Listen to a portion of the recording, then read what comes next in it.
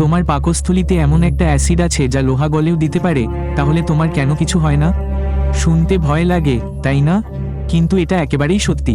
আসলে তোমার পাকস্থলীতে hydrochloric acid নামক একটা অ্যাসিড তৈরি হয়। এই অ্যাসিডটি কোনো পাইপ থেকে বের হয় না, এটি তোমার পাকস্থলীর প্রাচীরের প্যারিটাল কোষ নামক বিশেষ কোষে উৎপন্ন হয়।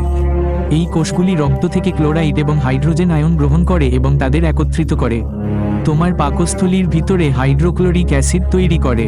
এর অর্থ হলো তোমার পাকস্থলী একটি নিয়ন্ত্রিত রাসায়নিক বিক্রিয়ার মাধ্যমে তার নিজস্ব দেয়ালে অ্যাসিড তৈরি করে। এই অ্যাসিডটি এতটাই শক্তিশালী যে যদি এটি বাইরে ছড়িয়ে পড়ে এমনকি ত্বকেরও ক্ষতি করতে পারে।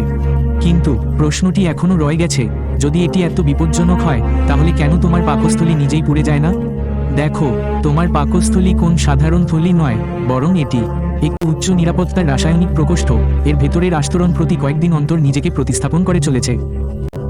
হ্যাঁ, আক্ষরিক অর্থেই তোমার পাকস্থলীর আস্তরণ নবায়ন হতে থাকে যাতে অ্যাসিড এটির ক্ষতি করতে না পারে।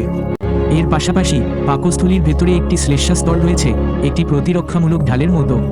এই স্তরটি অ্যাসিড এবং পাকস্থলীর প্রাচীরের মধ্যে একটি বাধা তৈরি করে। এখন আসল কথাটি শুনো, এই অ্যাসিডটি কেবল খাবার হজম করার জন্য নয়, এটি ব্যাকটেরিয়া, পরজীবী এবং ভাইরাসকেও মেরে ফেলে। অর্থাৎ তোমার পাকস্থলী একটি জৈবিক জীবাণুনাশক